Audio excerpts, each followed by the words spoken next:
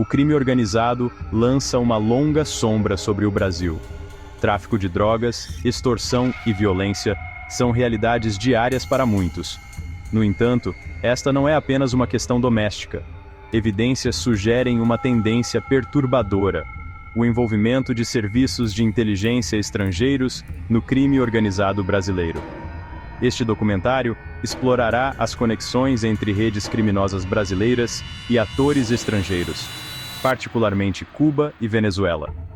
Examinaremos o contexto histórico e as evidências contemporâneas desses relacionamentos. Analisaremos também o impacto dessas colaborações na política e na sociedade brasileiras.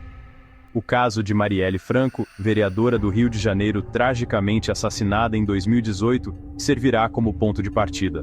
Seu assassinato expôs a profunda corrupção e infiltração criminosa dentro das instituições brasileiras. Além disso, este documentário traçará paralelos entre a negação das atrocidades soviéticas por alguns na esquerda e a resposta atual ao crime organizado no Brasil. Por fim, avaliaremos as implicações desses desenvolvimentos para a soberania e a democracia brasileiras. Cuba, sob Fidel Castro, desempenhou um papel significativo na exportação de sua ideologia socialista por toda a América Latina. O governo cubano forneceu treinamento, financiamento e apoio logístico a movimentos revolucionários em toda a região. Isso incluiu o desenvolvimento de relações com grupos guerrilheiros de esquerda e partidos políticos. Embora o envolvimento direto de Cuba na luta armada tenha diminuído, seu aparato de inteligência permanece ativo. Há evidências que sugerem que a inteligência cubana mantém vínculos com elementos criminosos no Brasil. Essas conexões geralmente operam por meio de intermediários, como organizações políticas de esquerda e movimentos sociais. A extensão da influência de Cuba nas redes criminosas brasileiras é difícil de avaliar. No entanto, mesmo o apoio indireto pode ter um impacto significativo, fornecendo aos grupos criminosos um grau de legitimidade e proteção. Isso também pode tornar mais difícil para as forças da lei desmantelar essas redes. A Venezuela, sob Hugo Chávez e seu sucessor, Nicolás Maduro, tornou-se um importante centro do crime organizado transnacional. O colapso econômico do país, juntamente com a corrupção generalizada no governo e nas forças armadas, criou um terreno fértil para a atividade criminosa. O tráfico de drogas, particularmente o contrabando de cocaína, floresceu sob o regime de Maduro. A localização da Venezuela, na fronteira com os principais países produtores de cocaína, como a Colômbia, a torna um ponto de trânsito estratégico para remessas de drogas para os Estados Unidos e a Europa. No entanto, o envolvimento da Venezuela no crime organizado vai além da simples facilitação do tráfico de drogas. Há evidências crescentes de que elementos dentro do governo venezuelano, particularmente os militares, colaboram ativamente com grupos criminosos. Essa colaboração serve a vários objetivos estratégicos do regime de Maduro. Primeiro, fornece uma fonte de receita muito necessária, já que o país enfrenta sanções internacionais e colapso econômico. Segundo, permite que o regime exerça influência e desestabilize os países vizinhos que se opõem à sua ideologia socialista. Um dos desenvolvimentos mais alarmantes na transformação da Venezuela em um narco-estado é o surgimento do Cartel de Los Soles, ou Cartel dos Sóis. Esta poderosa organização criminosa é composta por membros de alto escalão das Forças Armadas venezuelanas, incluindo generais e almirantes. O cartel deriva seu nome da insígnia do sol, usada pelos generais venezuelanos em seus uniformes, significando a profunda influência do grupo dentro da hierarquia militar.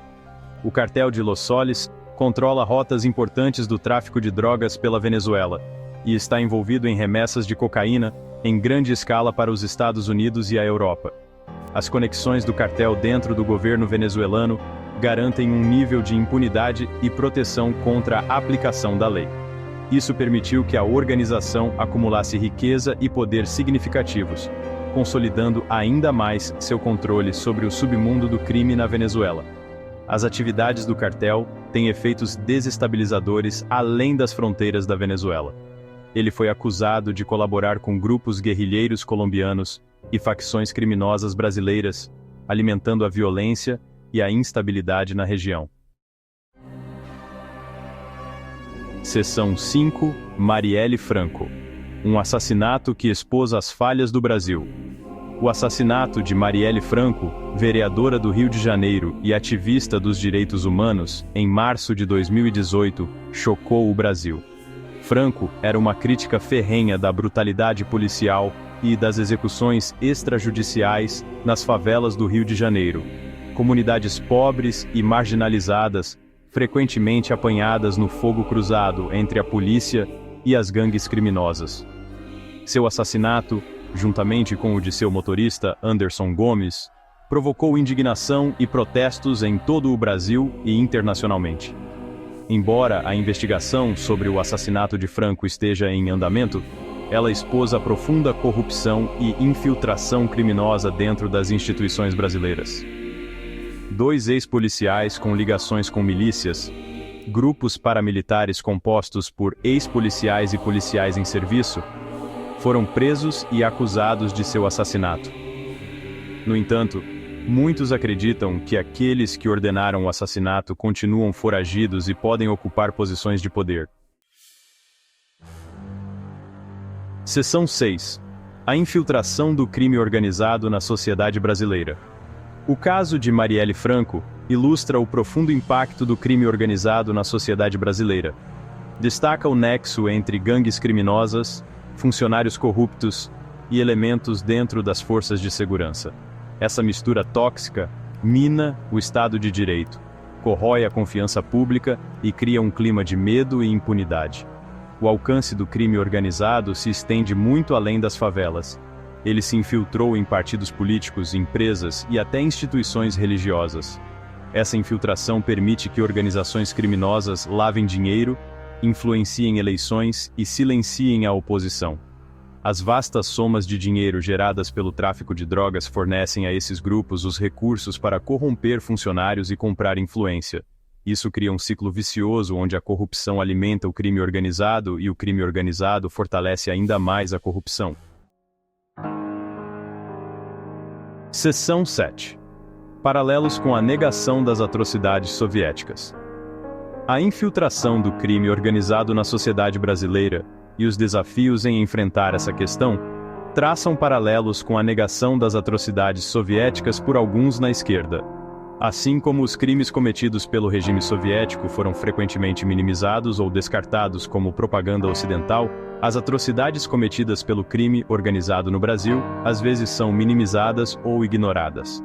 Essa negação advém de uma relutância em reconhecer o lado negro de ideologias ou movimentos que são percebidos como progressistas ou revolucionários. No entanto, ignorar ou minimizar os crimes cometidos pelo crime organizado só serve para fortalecer esses grupos e corroer ainda mais o tecido social. Seção 8. A erosão da soberania e das instituições democráticas. O envolvimento de serviços de inteligência estrangeiros no crime organizado brasileiro, juntamente com a influência generalizada das redes criminosas domésticas, representa uma grave ameaça à soberania e às instituições democráticas do Brasil. Quando atores estrangeiros podem operar impunemente dentro das fronteiras de um país, manipulando elementos criminosos e influenciando processos políticos, isso mina os próprios fundamentos da soberania nacional.